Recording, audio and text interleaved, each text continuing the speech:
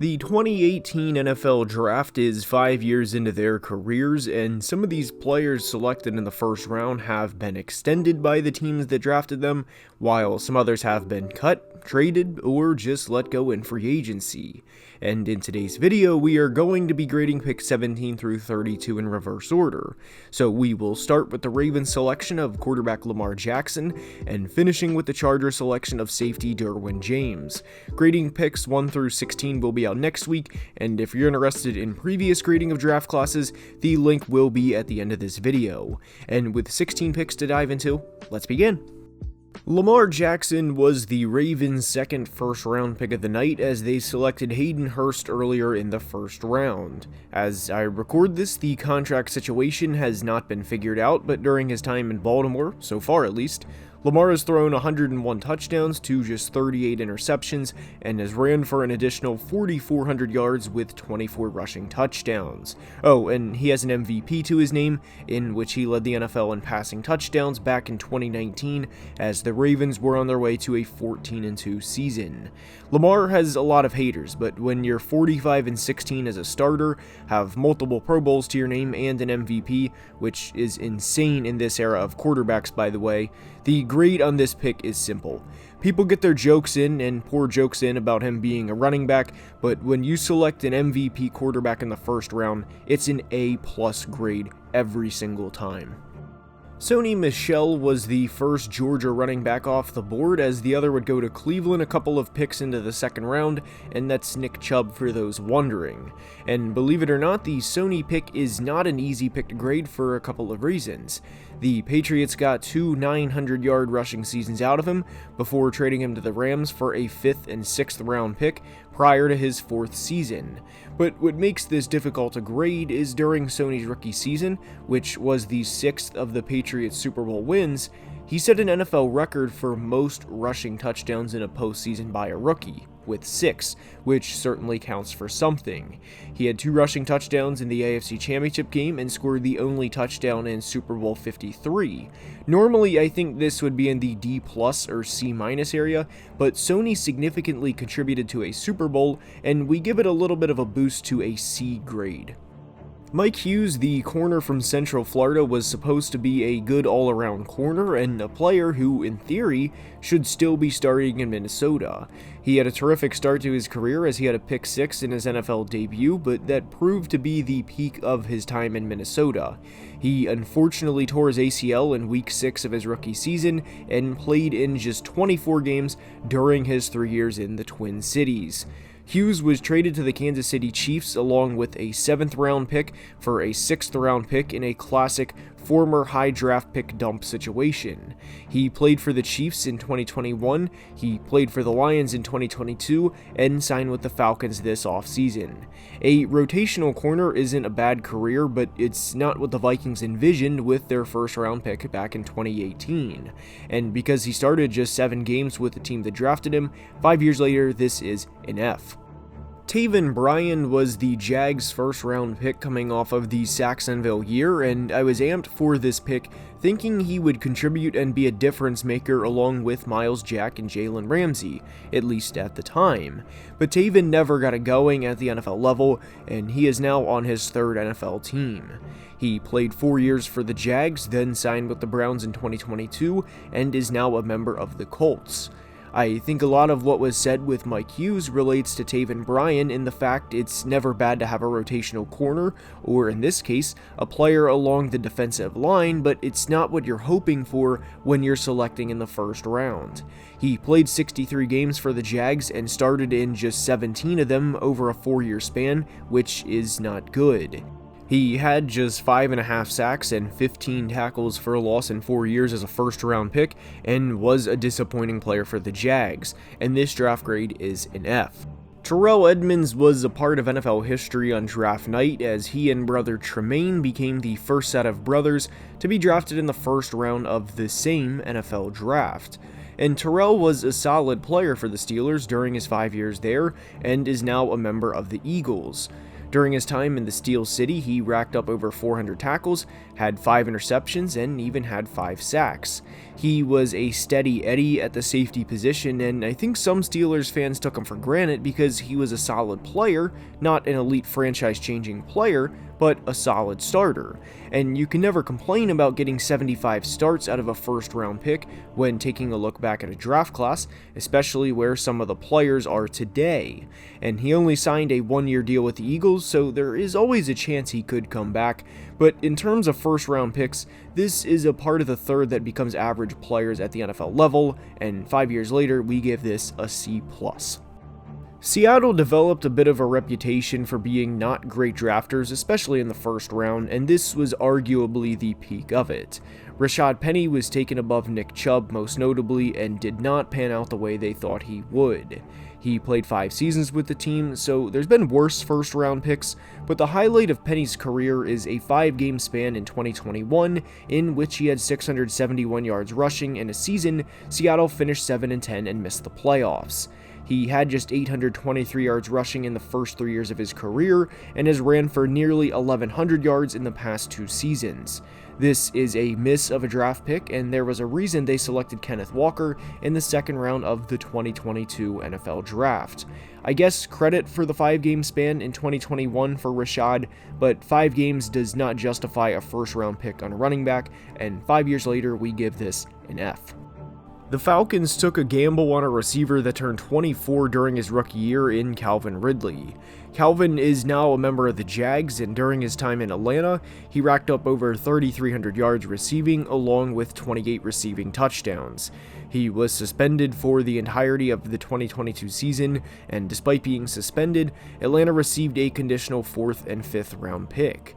Obviously, with everything surrounding this pick, this is not an easy one to grade, but Atlanta did get a second-team All-Pro out of Ridley in 2020. They also couldn't control the suspension, and 5 years later, we give this a B. Then 25-year-old tight end Hayden Hurst was the Ravens' first-round selection of the night, and this grade is going to be higher than you think for one key reason. The Ravens realized pretty quickly Mark Andrews was the better of the tight ends they selected in this draft, and shipped Hayden to Atlanta for a second-round pick, which, by the way, eventually turned into J.K. Dobbins. To date, Hurst has just 1,700 career receiving yards, and will stick around in the league for a while, again, as a rotational tight end. He had just 43 receptions for the Ravens, but again netted a second-round pick in a trade, so for that we give this a B, but if you were rating it solely on his production, it would be an F. Denniston Moore Jr., aka DJ Moore, is up, and this may surprise you, but DJ never made the Pro Bowl during his time in Carolina. He had 3 straight 1,100-yard years and was the textbook definition of hindered by quarterback play. During his final season in Carolina, he had to haul in passes from Baker Mayfield, Sam Darnold, and PJ Walker. I truly think DJ has the potential to be one of the best receivers in the NFL and has A-plus level talent, but never got to show that in the Queen City. He is now a Bear due to the trade for the number 1 overall pick, and 5 years later, we give this an A. And again, if he had just average quarterback play, there's no reason he couldn't go for 1,500 yards in a season. Tackle Isaiah Wynn was the Patriots' first-round selection of the night, and in 5 years, Wynn never played a full season, whether it was 16 or 17 games. He missed his entire rookie year due to a torn Achilles, and the most amount of games he played in a season was 16, which occurred in 2021. And it's also important to note, when Wynn was on the field, it's not like he was a huge difference maker and an all-pro type player.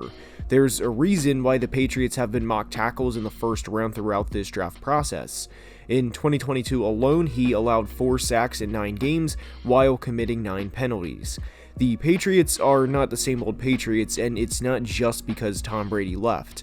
They didn't hit on their first round picks, and Wynn was no exception. A D grade. The Titans selected linebacker Rashaan Evans with the 22nd pick, and Evans is now a free agent. He was 4-out as a Titan, and unlike Taven Bryan of the Jags, Evans was a starter and made contributions for the team. He had over 100 tackles in 2019, and there's not a lot to say on the good or bad side for Evans as a former first-round pick. When he left the team to sign with Atlanta in 2022, it was kind of like, okay, see ya, it's business and we wish you the best. But it also wasn't a, how are we going to be able to survive without Rashaan Evans? He was an average player for the Titans, and they got 50 starts out of him along with 317 total tackles. 5 years later, this is a C grade. Center Billy Price was the Bengals' first-round pick back in 2018, and he is no longer with the team. And at the moment, actually, he hasn't signed with anyone for the 2023 season, so he may be 5 and out for his time in the NFL. His time in Cincinnati was not great, as he lasted only 3 seasons before being traded for defensive tackle B.J. Hill prior to the 2021 regular season starting. And during Price's time in Cincinnati, he played just 42 games while starting 19 of them and was not good when he was on the field. He played a season at left guard for Cincy in 2019 before being switched back to center, and the results were below average at both positions. The Bengals clearly won the trade when swapping Price for Hill, but needless to say, this draft pick was an F. Frank Ragnow, the man in the middle of the Lions, is up, and oh boy, is it time to gush about an interior offensive lineman. In Ragnow's last 2,226 pass blocking snaps, or since the start of the 2020 season, he has allowed a single sack. He is a unit on the offensive line, and to be fair with that stat, by the way, he did miss most of the 2021 season, but has played 14 or more games in every other year. Ragnow is a 2-time Pro Bowler and was a second-team All-Pro player in 2020, and he played a big part in the Lions' resurgence throughout the back half of the 2022 regular season. If he stays healthy, he will probably retire as a 5- or 6-time Pro Bowler, and I'm not sure what more you could ask for from a center drafted in the middle of the first round. This may be bold, but an A+ grade. Leighton Vander Esch has had an atypical career path as he peaked in his rookie season. Having said that, that doesn't mean he's been a bad player since then, and I thought the Cowboys got him for an absolute steal of a deal as they brought him back for 2 years for $5.5 million per year. In 5 years, he's racked up 439 tackles, 3 interceptions, 3 forced fumbles, and even has 3.5 sacks. He's an above-average player, and LVE is 27 years old, meaning he could realistically start for the Cowboys for another 3 or 4 years, and Dallas could spend a first-round pick on an 8 or 9-year starter, and an above-average player at that. I hope he gets another Pro Bowl or 2, and he very easily could, and for now we give this an A-. NFL teams draft to beat their division, and in 2017, Stephon Diggs and Adam Thielen burst onto the scene. So what did Green Bay do in the 2018 draft? They selected corners with their first 2 picks, including Jair Alexander at number 18 overall. And for reference, the second-round corner was Josh Jackson. But 5 years later, Jair is a 2-time Pro Bowler and a 2-time second-team All-Pro.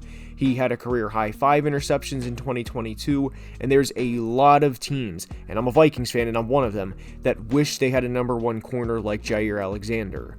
While he may not be the best corner in the NFL, his level of play is more than what you hope for when you take a corner in the first round, and we credit the Packers in a big way for this pick as it's an A+ grade.